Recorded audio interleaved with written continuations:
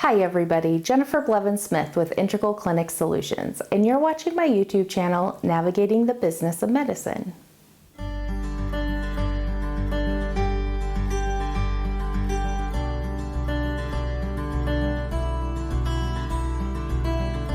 Today I want to talk about hospital privileges.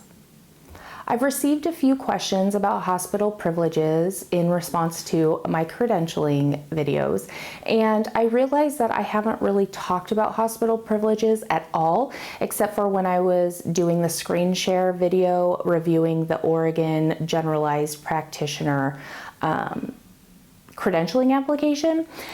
And I was like, oh, that's kind of a major thing that needs to be discussed. So I apologize, but I'm going to talk about it now. And I want to let you know that I'm not going deep into this. I'm just going to give kind of an overview of what hospital privileges are and what some things you might run into if you're credentialing providers with certain insurance plans or in a certain area where maybe a hospital group kind of manages things in your area. So anyway, let's get started. So hospital privileges, essentially, usually there's like 3 different types of hospital privileges, and depending on the hospital it could be different, but in general you have 3 different. You have admitting privileges, you have courtesy privileges, and you have surgical privileges. Now, not all providers need all privileges, and to be honest with you, hospital privileges are kind of a dying thing in medicine because of hospitalists. Before we had hospitalists in the hospital systems, we would expect our doctors that we see in an outpatient setting, like in an office, such as your primary care, a specialist, OBGYN, which OBGYNs are probably the most common that are still practicing kind of the old way of doing things. I'm sure there's other specialists, but that's the most common that I can think of right now. And our doctors used to go to the hospital if we were admitted. So let's say 30 years ago, 40 years ago, I had appendicitis and I got to the ER and they said, oh, we need to admit you, you need surgery. So my doctor, my primary care doctor, pediatrician, would be notified and be like, oh, your patient so-and-so is admitted to this hospital and they're having surgery. So then that doctor would have regular privileges at the hospital, hopefully the one that I'm in, and would come in on their nightly routine or however often they went, and they would see me and they would check on me, make sure I'm getting the care I need, putting any orders I need, etc. But now hospitalists do that. They are the internal hospital systems internist doctors that rotate and see patients on the floors in addition to the specialists that are treating them. So the whole hospital privileges is kind of dying, but at the same time, it's still hanging on because there are insurance companies that could require a provider to have hospital privileges of some sort in order for them to be considered in network. Or there are still doctors in the outpatient setting that do need privileges in the hospital, maybe to use their operating room for surgeries, or an outpatient ambulatory surgical center to do surgeries. Or maybe they want to be able to directly admit their own patients without having to deal with the ER and stuff like that. So some of it also is not just by specialty, but also preference of the provider itself. So basically, the admitting privileges is exactly as it states. It allows a provider to directly admit a patient to whatever hospital they have these privileges without sending the patient through the ER to be admitted or to someone else to do it. They can do it themselves and say, look, you're really sick. I can't send you home. I need to send you to the hospital for observation or fluids or antibiotics, whatever it is. That's that. Courtesy privileges is basically a lighter version of admitting. You can occasionally admit patients directly, but you also have some courtesy as far as if you were to send a patient to the ER, you can call the ER doctors and say, hey, look, I need your help with this, and they kind of expedite things. You could go to the hospital and see your patients there and treat them if you wanted, that kind of thing. So a lot of people will have courtesy privileges just to have like the baseline hospital privileges required for insurance companies. Again, this is based on your specialty and the requirements in your area, your insurances, etc.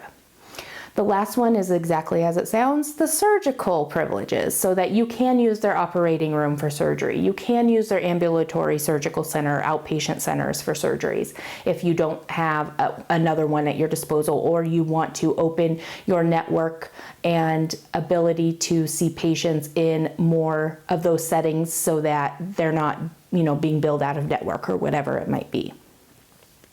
Again, when you're doing credentialing, oftentimes, there is on the CAQH online and also on basic applications, it will ask what hospitals you have privileges. And those usually have to be renewed every 2 years by state regulation. I think Illinois is the only one that's good every 3 years. But again, those can be changing, so you'd want to make sure you know how often you would need to renew those privileges. Doing hospital privileges is just as time-consuming, if not more, of getting credentialed. Usually you can't even apply for hospital privileges until you finished your credentialing with insurances, especially if the hospital system has its own quote insurance. So here in Oregon, we have Providence and we have Legacy. They offer their own insurances as well. So oftentimes if you're going to become an in-network provider, they require you to have at least a minimum privilege at their hospitals. You can choose which hospital location you want, and usually there is a fee behind all of these, so it's not like it's a no cost to you to be in hospital privilege. Like, you usually have to pay. Sometimes they have requirements of, you might have to take call for a certain amount of time, or you might have to accept patients that were seen in their ER over a certain weekend, and they get a free visit at your clinic to be seen as a follow-up after discharge from the hospital, or an ER, I don't want to say ER admission, but being seen in the ER. So there are some different parameters and requirements of having hospital privileges that are all set by each individual system. So you want to make sure that the doctor is aware, if they're signing up for hospital privileges, what is expected of them. Are they going to have to be on call? How much is it? How often do you need to, renew it? There are different criteria that are needed as well. So there's like this committee in the hospital system that these applications go to, just like when you fill out a credentialing application, it goes to a board or a group of people at the insurance company, and they review all of the information. And basically they want to make sure the doctor has, or provider has, the education background. They haven't had a lot of malpractice suits against them, that they have, the qualifications, knowledge base and the capabilities in their specialty. Basically, they want to only have doctors and providers that are going to make them look good and that aren't going to bring problems to their system. So they're going to vet them just like an insurance company would vet a provider when you're doing credentialing. It's very time consuming. It's tedious. That's also another reason why a lot of providers don't do this anymore, because they don't feel the administration time is worth it for what they get out of it.